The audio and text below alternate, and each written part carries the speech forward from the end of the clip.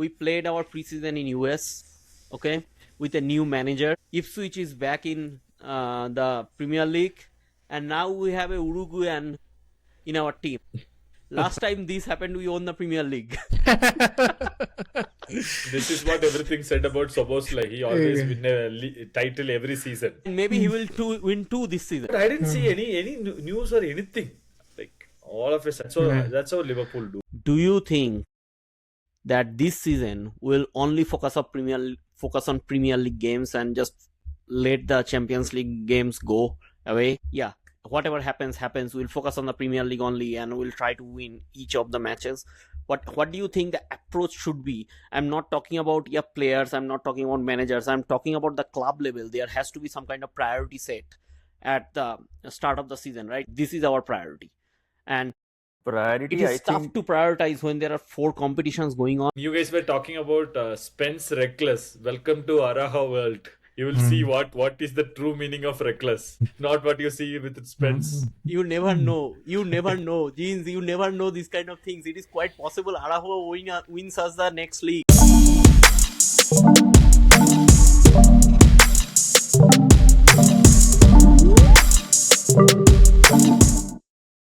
Hey, Giant Clean Sheet subscribers and viewers in YouTube, welcome to another episode of Giant Clean Sheets. We are back after our World Cup under summer hiatus. The season is about to start in 2 weeks. I'm here with me. This is me, Sheik. I'm here with JD and Vivek. And before we get into the podcast, I would like you all to subscribe and follow us in all the socials and comment on our videos and your thoughts about what we are discussing. And again, reintroducing us, it's a Liverpool content podcast. So we have been short of content this summer as we have not signed anyone off note as yet. So that's why it's like we are sparse and we are not showing our faces yet. But now we are deep into the preseason and our season starts 2 weeks. The Premier League at least starts in 2 weeks, and we play our first game against Newcastle on Saturday, August 23rd. So JD, Vivek, start with JD. How was your summer? How was your World Cup?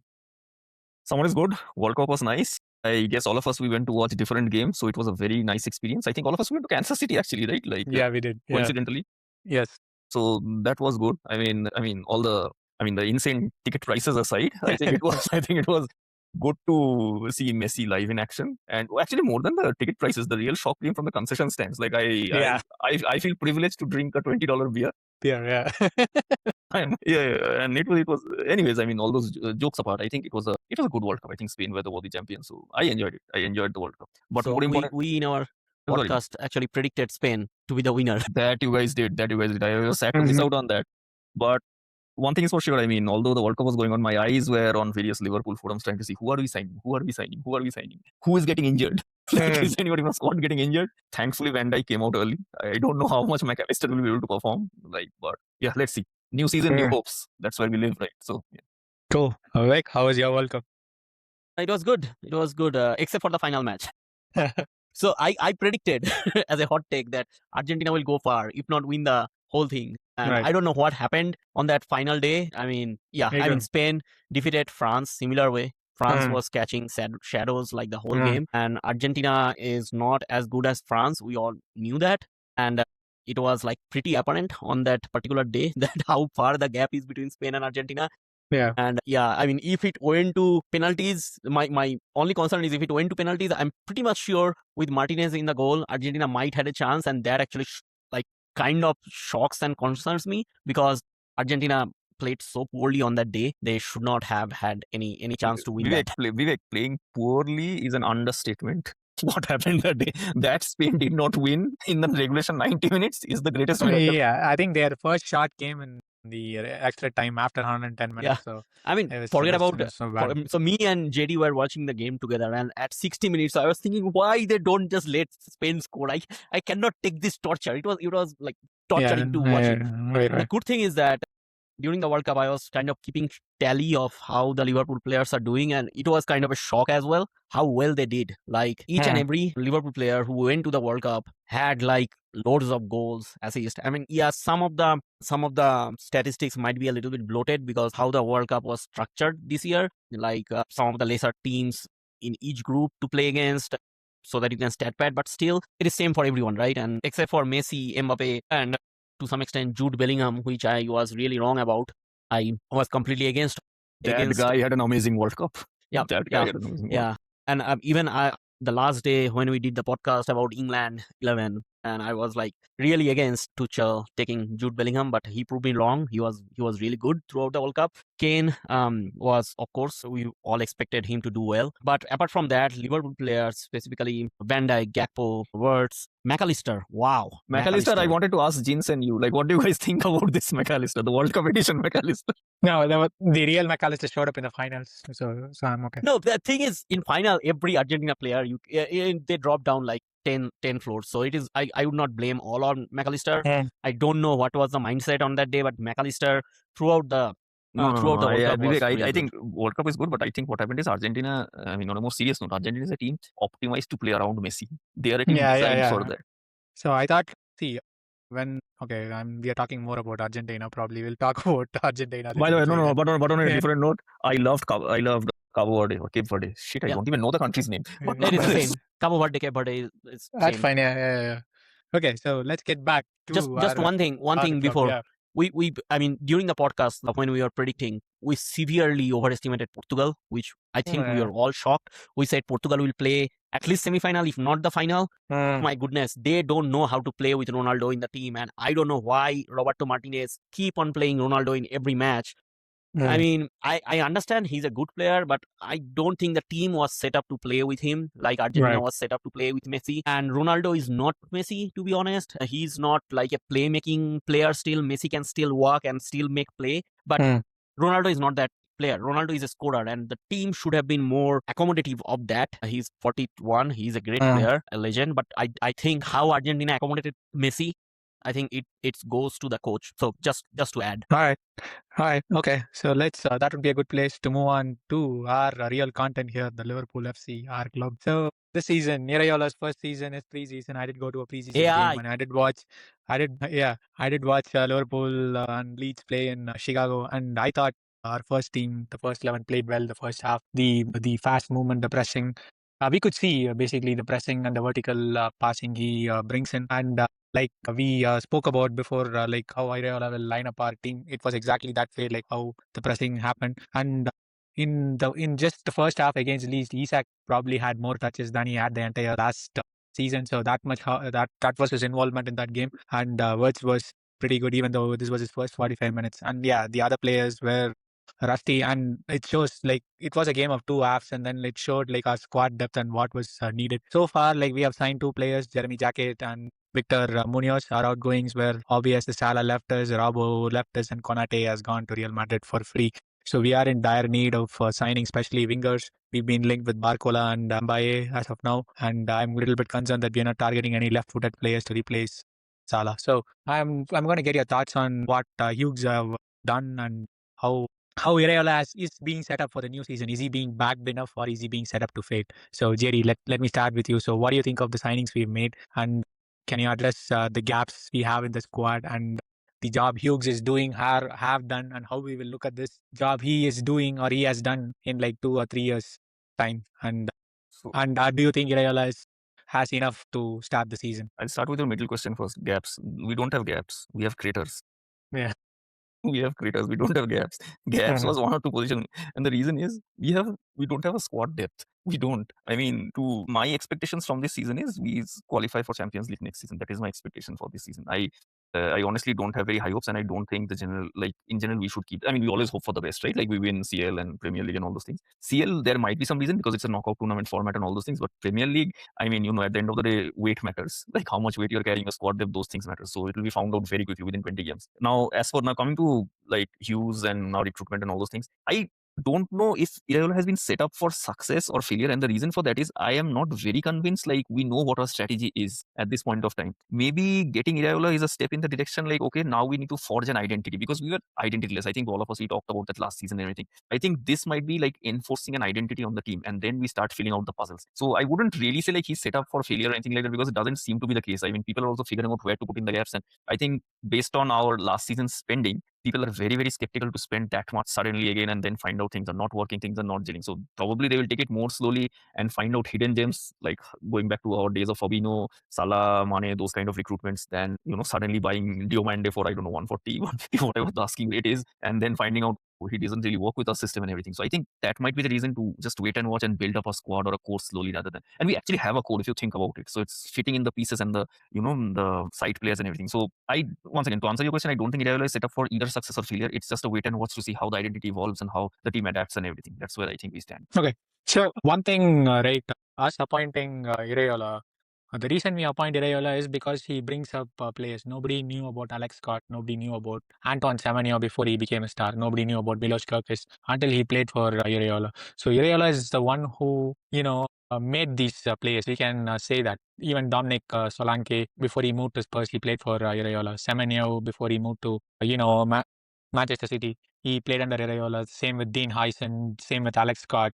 So all those the players whose values shot up by like multiple folds because Iraola brought them up through a system. So the reason I believe Iraola is appointed to us is like to find the next Semenyo within our the existing squad or existing academy. So that's what I think. So having said all those things, we are still Liverpool, not Bournemouth. The expectation is huge, and even though we think we don't have the squad to compete, we still want us to compete in the Premier League and go as far as possible. So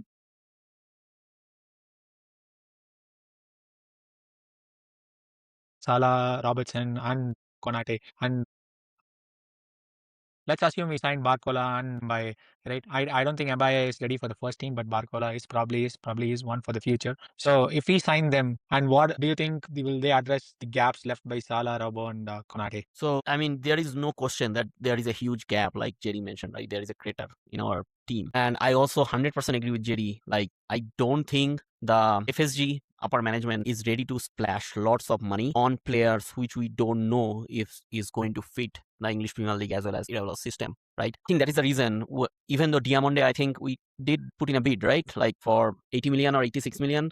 I think that is also pretty high, to be honest, but I think we talked about this during, multiple times in WhatsApp during the World Cup, when World Cup was going on, and we were kind of watching Diomande, and I told you, right? I mean, he's maximum a 60, 70 million player. I mean, he's young, he has room to grow, but as soon as we put in 86 million euro for him, and I think Red Bull rejected it right away, we did not go back. I think that is the maximum Liverpool. So that kind of showed me that how this under AI, how this management is thinking. I think their thinking is like, yeah, we know this is the value of the player. We know we are going to put in a bid for this much amount, but we are not going to pursue it if you are not accepting. That's it. Liverpool He will already never signed. go back Madrid to already signed. Madrid Yes. already signed them, so that's Yeah. why they can't get longer order. Okay, so I don't know. I did not see any. Here we go from No, it's Fab. official. Real Madrid confirmed it, so it's Confirmed. official. Okay. Hmm. I trust Indy more nowadays, by the way. So whatever Indy says, I'll say it yes. Okay. So I think that kind of shows the intention of this management going forward under AI. Having said that, I would love still to find some hidden gems, find some new players who would run for the badge, who would run for themselves. I think the gaps are big, but they can be filled up with players like, I hope Munoz comes good. He is that kind of player that he needs to create a name for himself. He needs to run for the badge. I think Munoz is that kind of player. I don't know Barcola. Again, I think we put in a bid for 80 million. I don't know if PSG rejected it or not. I'm waiting for Indy's news. If Barcola PSG rejects it, I don't think Liverpool is going to go back with more than 80 million. I think that is the price they set for him. And if he does not want to come, or if PSG does not budge, I think that's it. I don't know how bad we were against Leeds in the second half, but I have a question for you, Sheik. You are on the ground. So what do you think about the first half? Like, do you remember the preseason under slot, the first preseason under slot in US? That was, I think, Liverpool versus Arsenal. And we took them out of the park. Like, we played almost the first team, the whole game, and we took them out of the park. I mean, the scoreline was flattering, and we made them play all over the place, and we were the superior team on that day. And it was that day I liked the direct passing of slot, like 2 touches, 2 passes, and we are on the final third. Did you see similar kind of thing with AI or something else? Like, what do you think is the differentiating factor between slot and AI? I'm talking about specifically the preseason. We are not in the season yet, right? So specifically in the preseason, I'm referring. Yeah, the straight away the thing you notice is like when you are seeing live, like you could see the actual positions of the players, so you could straight away see 4-3-3 taking shape. There was no 4-2-4, and it was always Trey Nyoni was high up along with Soboslai, and then Wirtz was in the number 10. That was the shape.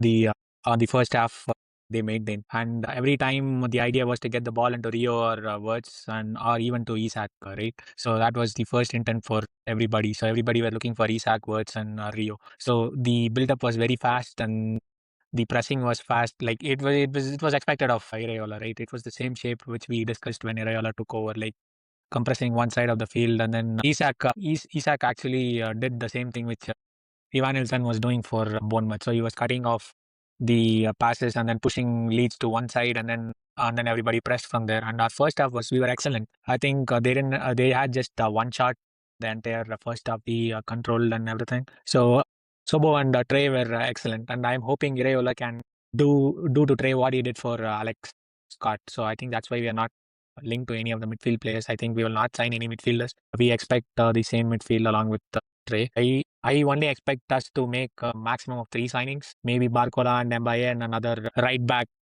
come centre back kind of players. We've been linked to Spence, but I don't think he's the right player. And I'd be really happy like if he could follow up on Zabarni and get him from PSG. So if we sign those 3, then I'm happy with the transfer, and I think we have a squad good enough to compete, and then we should be finishing at least 3rd or 4th. So that's my concern is we are still short of a proper number 6, right? No, that's fine. I think that's where Trey comes in. So we might not see. We don't have the 6 to compete with to be a Premier League champions, but we have a midfield decent enough to finish 3rd. So I think so that's where Iraola comes into picture. So maximizing players who are 6 to play like 9 or 10, who can put in a performance of like how Klopp maximized Milner, Henderson, and Fabinho or Wijnaldum. So we expect the reason Iraola is there is to maximize the potential of all these players, and hopefully he can find the next Semenyo, Alex Scott, and Dean Huijsen within the system. So that's the hope with Iraola.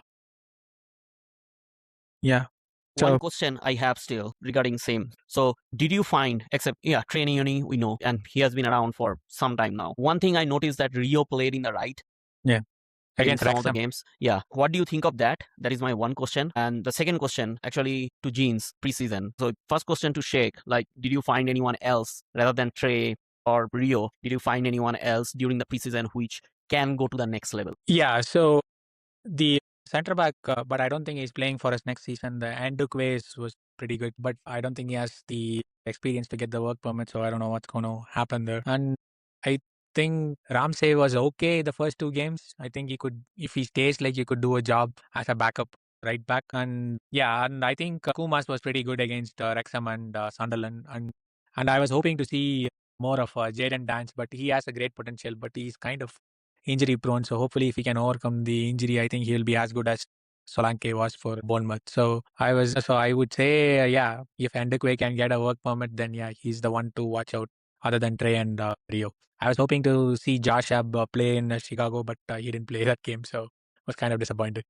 Jins, the next question to you. Yeah, so I think I missed like most of the conversation that you had. So I don't know whether it's already been covered. But first question, what do you expect this season? I think if we make a Champions League spot, like top 4 or top 5, that would be the most amazing result of this season. But looking into that, I don't know about you guys. I felt like from first, Iraola might not be the right candidate for our team. There are like number of reasons that I have like argument for. So one is like he never won any titles anywhere. But even with Slot, he knows how to win with Feyenoord and other things. So I think that is one of the things. And one more thing is Iraola's team, the entire team runs like more than 1.5 kilometers per game. And looking into our injuries and the squad strength, I don't think we have players to go beyond January and December time frame when you need to be controlled game and you need to save the energy to the rest of the team. No, that is not how Iraola works out. And also, I think as we keep discussing, the recruitment was like horrendous. Like Salah said that he's leaving, like I think March or before March, right? So, a profile like Salah is leaving, and today is like what August like 10, 8, August 7th, right? So, like a profile like Salah, it knows like everyone knows he's leaving. What was our plan? I know. Okay, that's fine. Like the Barcola saga could take like longer because of this. Like they won 150, we are 100, so there is a big evaluation, like 30-40 million evaluation gap between us and PSG. So that could take. But my concern is like why we are not looking into the other areas. And one more thing, one more issue that we have is like after Barcola, we don't have any spot for non-homegrown spot, like non-English players. So we can't bring like I think Sheikh mentioned the PSG player Sairabi right? So we can't bring him unless someone was sold. So we have like a lot of issues going on, and we don't have like a long-term plan. And all we could do was just the Munoz. So looking into our team, our core team, and our bench, and with Iraola, I still think that getting Champions League will be a miracle in this season. Wow. Why? One more reason, I'm looking into the other team that finished like below us, right? Like Arsenal, City, Chelsea, United, they're good. But if you look into how Spurs did their transfer, and I think even Brentford, we were all looking for Kamara. He joined Brentford, and Brighton and Fulham. They bought Arbello and 3 or 4 players from Madrid. So all the teams that below us, they are also strengthening. So it's not just like top 5 now, top 4 like ahead of us. There are teams who really invested, who really planned a well heard, like, okay, we are bringing in a new manager. Okay, for example, Spurs bought, what was his name? Zerbi. Tolani? Zerbi, yeah. They bought him early, and yeah, Spurs, right? So they bought him early, and they planned like what all needed, and he said like only 60% is done, but they already bought like 3 or 4 good players. So looking at them and looking at where we are, I feel like everything was not well planned. I think they let Slot go like very late. Then they had to hire one, and then the World Cup. So everything looks like a mess in this season. I'm not looking for anything. Like 0 trophies. I'm okay with that if he can finish it in top 4. You know, we keep talking about top 6, but one thing makes me afraid more than any of those things. That is our defensive options. We have Van Dijk. Van Dijk is not getting any younger. I mean, he played this World Cup and everything. To partner him, we either have Joe Gomez, which is, well, I mean, maybe let's say 10 games for the season. And then we have the young guy, the French guy, Jeremy Jacket, right? I forgot. Yeah. Jacket. Yeah. And then I think the Leoni, the Italian Yeah. Hulk. Yeah, he's recovered. Just to add on what JD said, right? Jacquet, he was injured from February. He didn't play any of the preseason, and I heard he is having some kind of discomfort on his knee. So that could they are evaluating on it. So I don't know about Jacquet. The other thing is Leoni, he's coming after ACL with 0 minutes at no preseason, and we have a 35-year-old Van Dijk.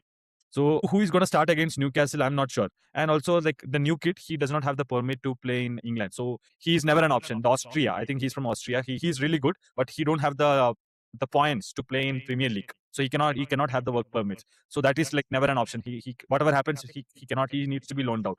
So I know Van Dijk. Who is going to partner with Van Dijk? I'm not sure. Right? And our right back again, Frimpong is injured. Bradley's injured.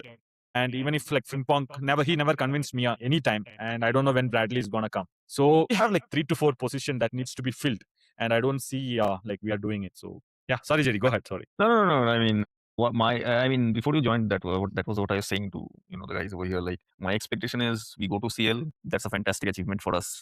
We go to CL next season. That's a fantastic achievement. But the other part is I know what you said. I understand that maybe Slot was let go late and everything, but I think what they are trying to do with this season as next, and I said this earlier, is essentially trying to build us up for the future. Like, create a pathway for all these youngsters and everything. Suddenly, all these youngsters don't have a pathway. Like, after Trent, we had suddenly we heard these rumors about Ryan Brewster and everything. I mean, things don't work out, right? I mean, not everybody cannot go to the first team and all those things. But still, the youngsters need to have a pathway to the first team. There was nothing like that available. I mean, Vivek, you mentioned one thing, like in the first season, in the previous season, the first game Slot, like they blew away the opponents and everything. The problem is it was the same 11 that kept playing throughout the season. There was no rotation or anything. Like, yeah. So I think this time they are trying to be a bit more cautious. They're trying to see like what fits into the DNA and the culture of the club. And then I think they're prepared to not sacrifice per se, but wait for a couple of seasons before doing that. I honestly, and I hope that is the case over there. Otherwise, so, couple of players you are missing, then you are not taking into consideration, who I am really, really glad that stayed back because Slot went out. One is Harvey Elliott. Okay, I'm really optimistic of Elliott because Iraola is that kind of manager who can take the best out of Elliott. Okay, one. Second is Curtis Jones. Okay, he had his good games, bad games, but at the end of the season, most of the games when he started, he actually was really, really good. He played really well. So I am glad that he stayed back, and he also can play right back. And again, another player who I think will do great under Iraola. So these are the 2 players I am looking forward to watching this season. I actually think otherwise about Curtis Jones. We will sell him. Same thing, Vivek. I think both Elliott and Jones, it's never gonna suit Iraola's system. No, I think we'll keep Elliott because of the left footer shortage. I think he's the only left footer in the team right now. But I think Jones, we will sell him. Jones cannot play in Iraola's right back. I have not seen him playing there because for Iraola, the right backs and left backs as like his fulcrum. The Trent and young Robo, that's what he needs. So Slot was trying to control inverted and other things. For Iraola, nothing. Just go up and down, up and down, up and down. Jones is not quick. He cannot cross. So I don't see him starting any game on it. And Elliott, I don't know which position he's going to play because he's like never a winger. He cannot be a number 10 and he cannot be like where 8 or 6 going to play. So we might have him, but again, like if a good offer comes, I think we will sell both Jones and Elliott. But the problem is we don't have a replacement on that. Exactly, that is the thing, right? I mean, I am not saying that they are going to be first team players like in those positions at least, like right back or Elliott as a replacement of Salah as a winger. I'm not saying that they are going to be like the first team starter on those positions, but I mean, as fringe players, I'm glad that they're staying back.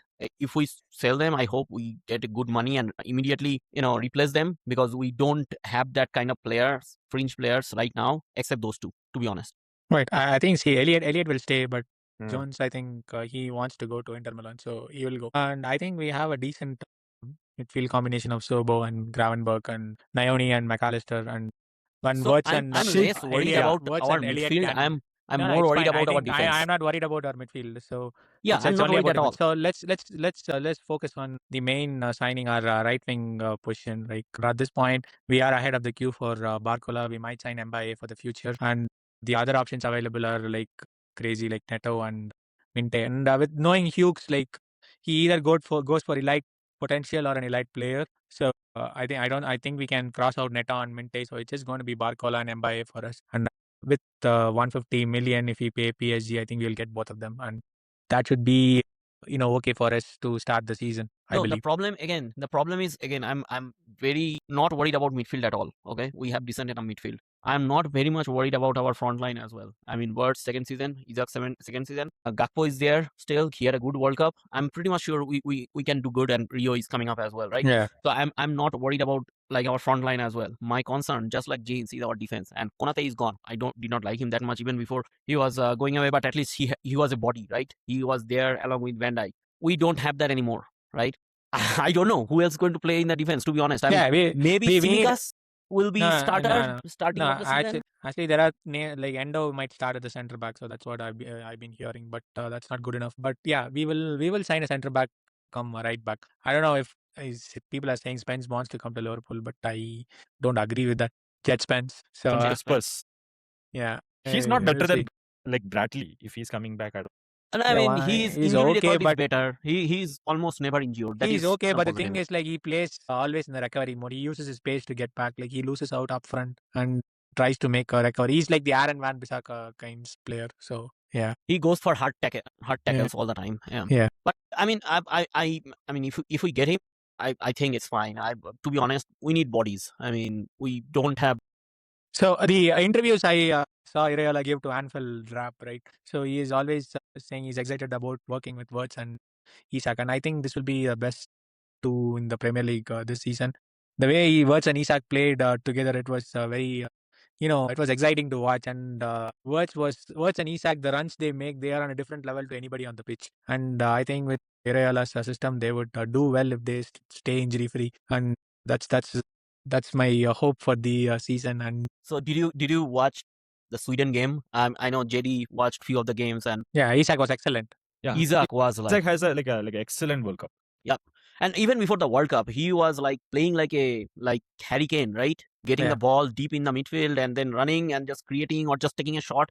I mean, he was like a monster, like playing in that Sweden team, which did not have, to be honest, anything else. Like half of the Gyökeres goals that he scored during pre-World Cup warm-up matches and during the World Cup was due to Isak was putting so many bodies with him on one side of the pitch. And Sheik duly warned us never to say like Isak cannot press after some of those games. Isak was pressing well. Actually, he played exactly like Ivan Nilsson did for Bournemouth. Like the way he pressed the goalkeeper and the pushed Leeds to one side, like it was exactly what we expected of him, and he did that. So yeah, Sheik for Leeds game, the first half. Wirtz and Isak was in the pressing rather than how was the pressing? It was not like the 4-3-3 press, right? Like what was the press? It was a 4-3-3 press, exactly like you said. Like when the goalkeeper had the ball, what Isak did was like he cut off the pass to one of the defenders and forced him to go to one side, and the whole team compressed to that side. And Wirtz was and Trey Nyoni was up pressing the center midfielder, and then everybody was man to man on that side, and that's how like Trey won the ball for the second goal, and then he made that pass to Frimpong on the other side. So it was fun to watch, and if that's what we are going to play, like that's why I said like our games will be exciting, far more exciting than it was last season on a slot. I was just saying, will it be like basketball? See, at the end of it the will day, be like a ping pong. See, at the end of the day, the game has to bring out some emotions, right? Like joy, happiness, something. Like it can be 5-4 Norwich game, those kind of things, but it cannot be soulless. The game cannot be soulless. Like, it has to bring out something. Yeah, one thing with Iraola is for sure. It could be like a fun, like any side of the pitch. Either it would be our end of the penalty box or the other side. So yeah, like it's gonna be entertainment. I don't see us controlling. I think that part I want to see how Iraola does it. When you go to any place and you're like 1-0 leading, how do you control the game? How do you play without possession? And I heard Iraola is not good with low blocks. So this works with Bournemouth. But when it comes to Liverpool, like around 6, you are already preparing excuses. No, I think it'll be fun. Like I think we will do well against the low blocks. That's what I feel like, because if we control possession, then we don't have to run like what Bournemouth was running like, and that's where the balance Iraola has to find. Like if you're playing more of a low block, we don't have to run that much. Only we'll run like when we are pressing. So that's where the balance kind of comes in. And so yeah, and another thing, Sheik and Jins, you kind of touched upon that. I think Iraola, I would be very, very interested in seeing how he keeps all the players fit. We have a thinnish squad. I mean, as I said, my biggest concern is the defense. Other parts are still fine. But even then, I would see like how they keep fit, because they would need to run. We cannot really. I'd be very interested like what happens after December, January, that period. Like right.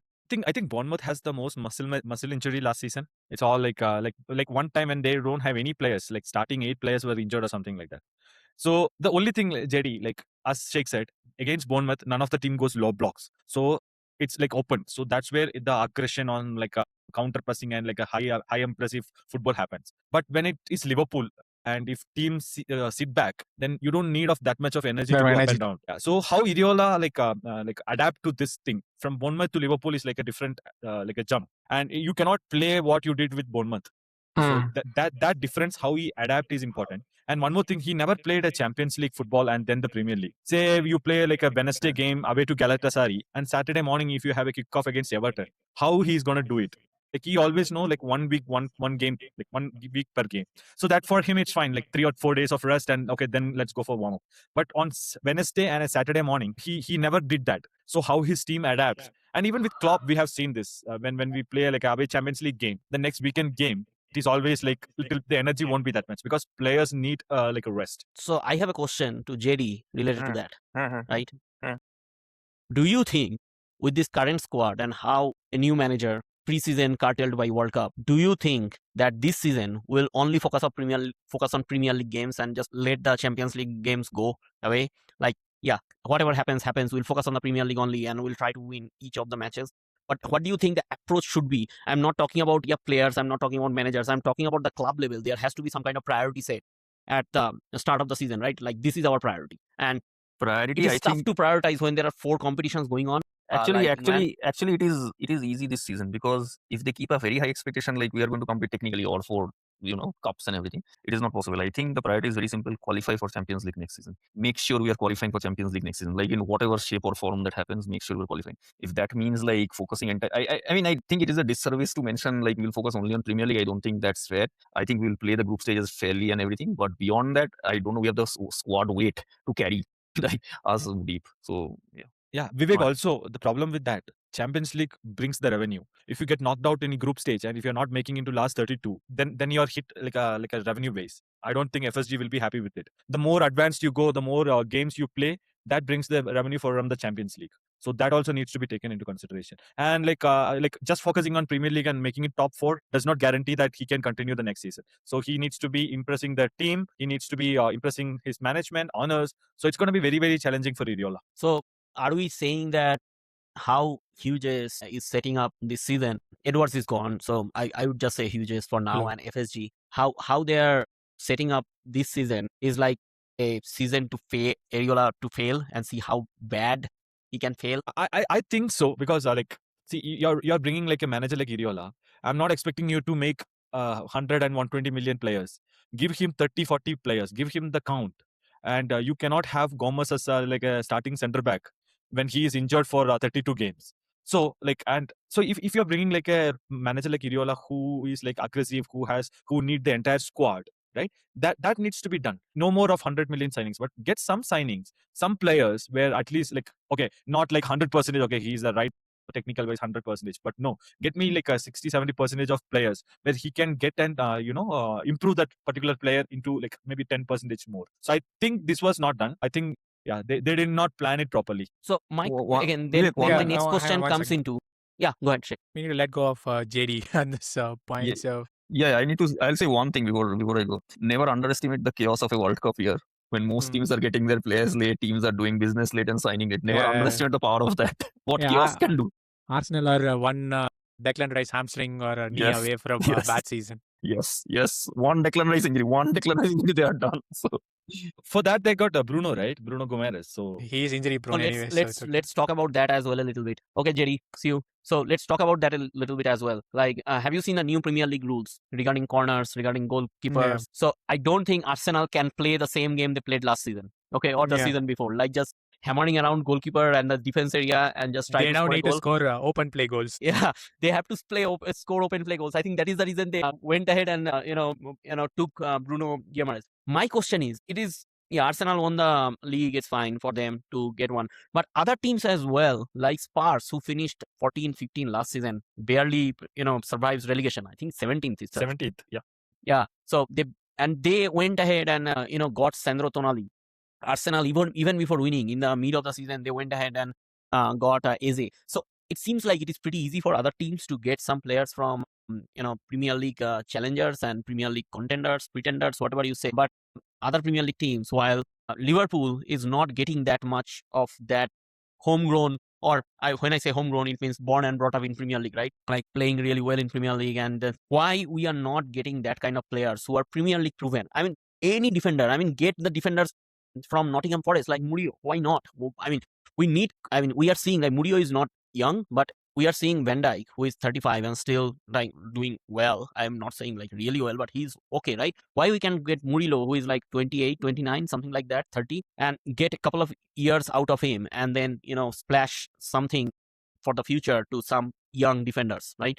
So why we cannot do that, and how a team like Spurs can do it? Like, what is the challenge here? I'm not understanding that. I think the challenge is like, see, every club goes through a cycle of spending, right? I think this time it's Spurs, Spurs is time to step up and then do that. So that's why they went and did that. So I don't think any other team are doing it at this point.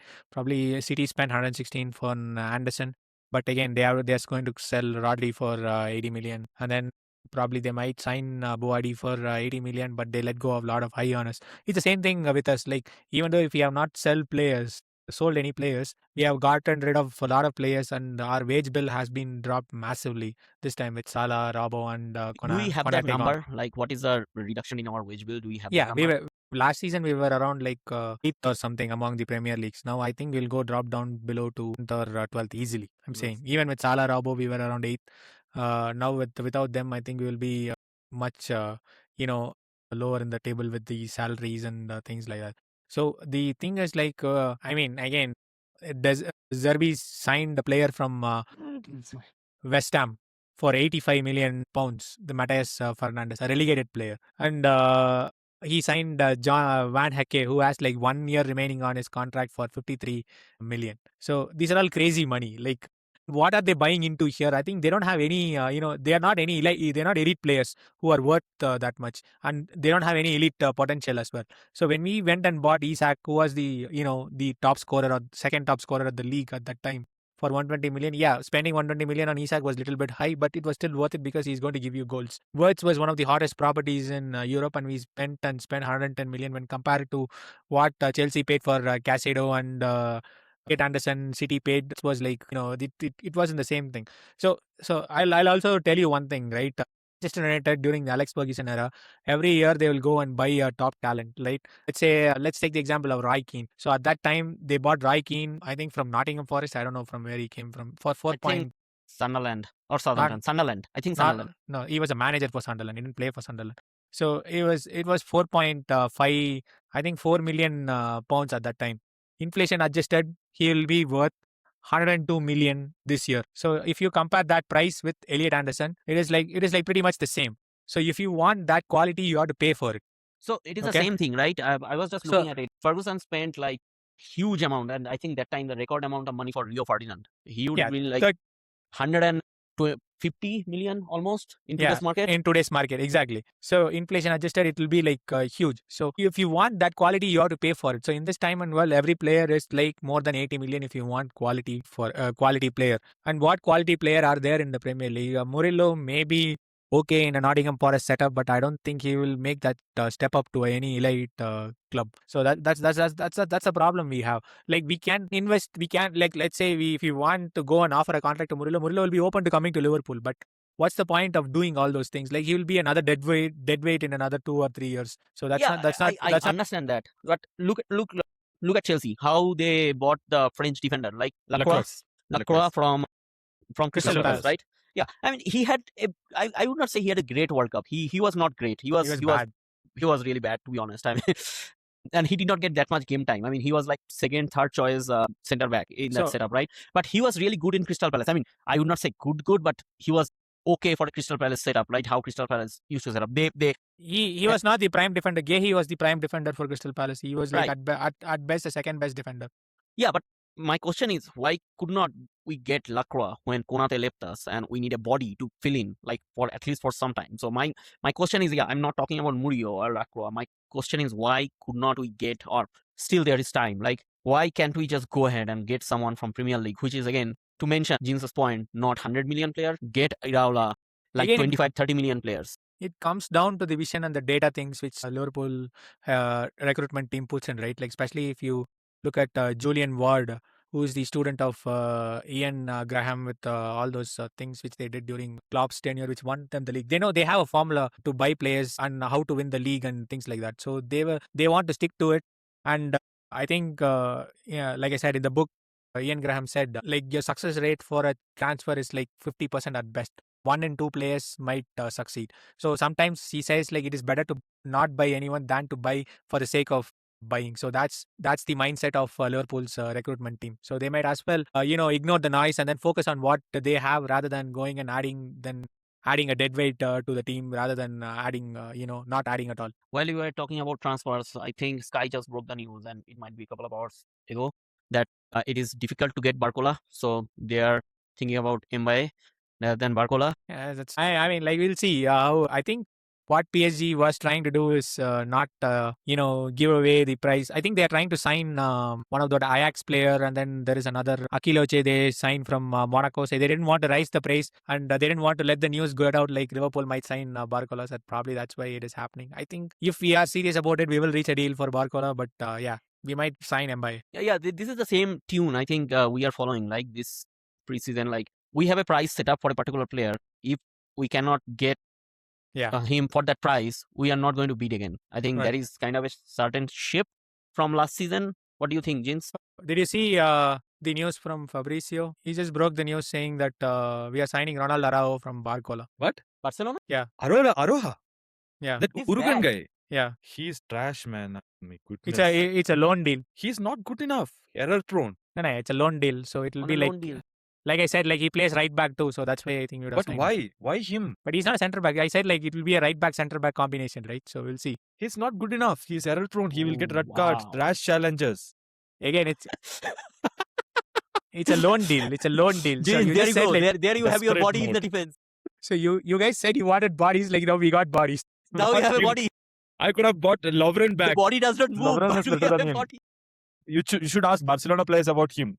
He was their captain once, right? Not once. I think he is even now the captain. He's still the main captain. So sending captain, my goodness. At least he has 2 league titles in last 2 seasons as a captain for Barcelona. So, he's error prone. I can see why we signed him because he can play right back and centre back, and he has the experience. So we have some experience in the defense at least as a backup. And again, it's a loan deal. I think it's just for 1 year. We should be happy with that.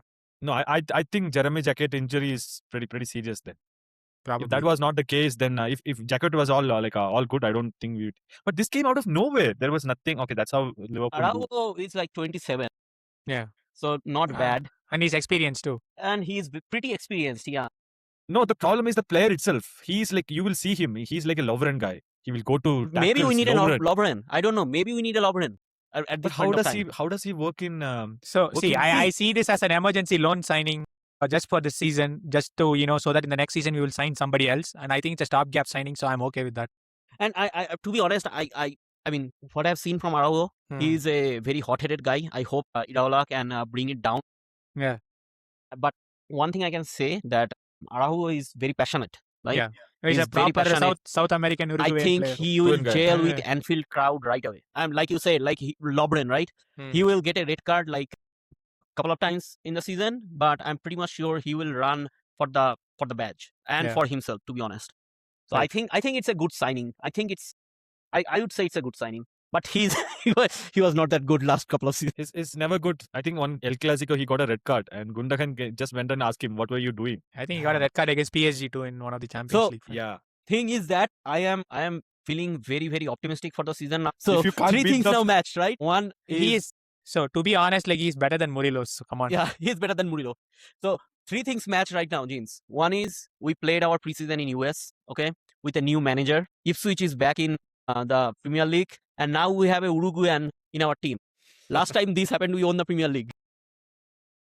This is what everything said about Szoboszlai. He always win a title every season, except last season. That's fine. Maybe he will win 2 this season. But I didn't see any news or anything. All of a sudden, okay, that's how Liverpool do, right? So I'm good with this signing. I hope there are similar kind of signings coming around. So now I think another one in the defense would be enough for the whole season. Yeah, if he gets Spence, then I'm okay right now because we have some cover. But we are not going to get Spence Sheik because once Spence is there, then we will have, say January, we will have 3 right backs. That's true. Clay, Frimpong and Spence. I don't think. Yeah. So I think it's now like we just have to finish the transfers with Barcola and Mbaye. So I just searched for Liverpool transfer news. Like this is the first time in our podcast. Like, and this season, this is the first time I searched for it and suddenly got the news. So I'm keep on searching. I'm going to keep on searching. But I mean, yeah, I hope it is a Iraola signing. He knows what he's doing. I hope it is not a hugest signing and just Iraola has to make it work. That is, he speaks Spanish, so it's okay. Yeah, but it's a little bit different, right? Uruguayan Spanish, but although Araujo came from Barcelona. Yeah, he was in academy. Spain, right? Yeah, he was in Spain for a long time. So yeah, I think I'm optimistic about this signing. It is pretty good. Yeah. So I think we might not buy a Barcola. We will not. We'll see. Yeah. That's what everyone says. That there are like 30 to 40. You know how much PSG is asking? 150. I mean, I would not pay more than 80 for Barcola, to be honest. I told you before as well, right? Even before. Yeah. I say 100 with add-ons, like 80 fixed fee and then probably 80 fixed fee and 100 with add-ons is fine, but he's not a 150. He was really bad. Whenever he played in the World Cup, I don't know, maybe his leg was gone and he was not starter for PSG as well, right? He did not play. See, the only thing is like he has only 2 years of his contract. Okay. The next year he'll be 50 million. So that's right. So if it's 50 million or goes now, but next year, a lot of teams will come. Because of like a 50 million. So there will be like what happened to Gehi. And I wish that could have done. We should have done Gehi. Then we would not have these issues in the defense. Right. We could not foresee, right? It was quite possible like Gehi gets injured the next game as well. We cannot foresee these things. I was looking into the David Ornstein tweets on Liverpool. He said somewhere when Wirtz Isak was going to PSG, Liverpool is monitoring him, but 70 million looks like high. Coming back 3 years back now, that would have been a bargain. I mean, I would not say it's a bargain, right? That is the thing. I don't know. I mean, if you give me Kvaratskhelia 70 million at that point of time, I would have also said like maybe okay, 60-50 million player, but the problem is with Premier League and Champions League is different, right? I mean, PSG plays in a league, again, come back to the same argument, but PSG plays in a league where they can just sleep for 10 games and still win the league. Like League in is Premier fine, League, it is impossible. Now think about a player like Kvaratskhelia who runs like that every day in Premier League, and he has to play every game in Premier League. You cannot just Luis Enrique like, yeah, go ahead and sit for 3 games in the league. In It's the fine. league, We yeah. are good in French Cup. He has to play FA Cup. He has to play League Cup. He has to play Premier League and Champions League. I doubt he would have survived a whole season without an injury. Right. That is my point of view. I think there is a Premier League reason. is a different gravy. That is the reason they signed Lucas Digne from Aston Villa. They said, okay, Nuno Mendes don't play any league games. Lucas Digne will play all the Yeah. League One games, and Nuno Mendes will play only the Champions League games. Yeah. And still he got injured, right? In Champions Yeah. League, still he got injured. Injured, So yeah. that is the thing, right? I don't.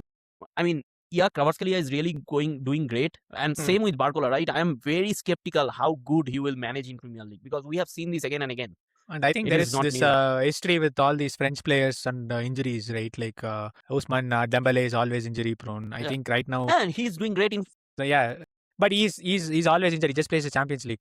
And I think I'm noticing this trend with Saliba as well. Like he kind of goes down injured, and then now Jake is kind of injured. So kind of worried about all Yeah, these French players. I think that is the reason. Liverpool. I mean, I hope they're thinking all these things. I mean, they should get players who mainly from Premier League, if possible. If not, at least players who are not injured. I mean, even if player is not great, like average player like Araujo. Araujo is mostly non-injured. Like most of his life, he's not very injury prone. And Yeah. if he can channel his passion the right way, I think we can have a good centre back. He's a winner, like he's a leader as well, and he's experienced. So and this is only a loan, and to add some bodies, I'm okay with this signing. Yeah. So yeah. Yeah. I was just going through the tweets and someone said they replaced Bosso Konate with Bonanzo. Barcelona fans look so happy. They were all thanking Liverpool for this. Man, he's Now, I don't now know. think about this. They thanked us for Coutinho as well. And what happened that season? I don't know about you guys, but for me personally, like us, like what Sheik said, sometimes it's not, but it's better not to do the transfer, right? With Araujo, he can cost you games. You see some of the most I critical agree, games he can but cost you. Yeah, It's a loan deal, though. Yeah, I understand, but it's a loan deal. The biggest thing is that Yeah. I think we learned our lessons. We are not splashing money with someone which we are not sure about. And that is giving me some hope that maybe not in summer, but maybe during December prime time, we have someone in mind whose transfer might be ending or contract might be ending or contract will be shortened by that time that he will come and join us. So I'm so mad why we didn't go for Senesi. Like Iraola was there, he was a Senesi free is still agent. available, right? Like No, he went he's to done Spurs. with joint Spurs. I don't know why we didn't go for Senesi. He played with Iraola. He was a free agent, 27, 28-year-old. He knows Premier League much better. So I don't know why we didn't go. I don't know. He did not get a chance in the Otamendi was ahead of him. I don't know. Maybe he is good in Brighton, not in Liverpool setup. Bournemouth. I mean, we have to think like how the scouts are thinking as well, right? You cannot get someone just to get someone from a lower level team, like Sheik said, and I kind of agree to that. Like Murillo might be a great player for Nottingham Forest, and I was just giving Murillo as an Example. like a name, right? Not that I want Murillo, like not that I want Araujo, but we got him, right? But It's the same thing, right? We went through this road before. Like when Roy Hodgson signed for us, he went and got Paul Konchesky. Like Yep. he was the worst signing we had at that time. So Vivek, I think you forget about the loan deal of Kabak and Ben Davies. oh my goodness, I think Araujo is much better than Kabak, and I think he's at par with Konate, if not a little bit better. I think he will give you. So, one more thing. You guys were talking about Spence reckless. Welcome to Araujo world. You will see what is the true meaning of reckless, not what you see with Spence. You never know. Jins, you never know these kind of things. It is quite possible Araujo wins us the next league. Nah. Hansi Flick. If Hansi Flick can't improve a player. No, Hansi Hansi Flick is he plays one-dimensional a manager. highlight. I never seen him improve a player. He's very good at managing players. managing like, the players, yeah. Yeah, I never seen him like Gavi was great, right? Even before him, like he is not even cannot get the best out of Gavi, and Gavi He had a ACL, so he never even recovered. with ACL, like Gavi is now fine, right? He's not. And he couldn't get his things with the German team as well. Like, Yeah. he was very bad. And this is the thing where you can see like national teams is the place where you can see that you have to bring some players up. You cannot just have what you have and just play around with it. You have to bring up players. You have to get someone up, right? And he could not do it. Right. So the deal is like a loan with an option to buy, but not mandatory. Non-mandatory option. We'll buy him after we win the league. I need to record this one, Vivek. Now, It is now, being recorded. now, It is already recording, so it's okay. He's on the record. I need this clip of Vivek when Araujo is costing us the game. The same Vivek, what he's going to say. So I hope I can go ahead and re-record it and get it. This clip, cut it out. All right. Cool, guys. I think this is a good place to stop. Yeah. So, So we'll, in the next podcast, what we are talking about, like, we'll get to that. Okay. All right. So yeah, thanks guys again for joining us in another episode of Giant Clean Sheet. Again, Jins joined us late and JD left us early. And do your thing with YouTube, subscribe, follow us, and let us know in comments and what you are expecting for the new season. Tell us about the signings and your thoughts about Liverpool. And like towards the end of the show, we did get a here we go. Here we go from Fabrizio, and finally we got some Liverpool content for this summer. So hopefully we'll keep it going. And next week we will see you again with another episode of Giant Clean Sheet. So take care till then. Bye from Sheik, Jins, and Vivek.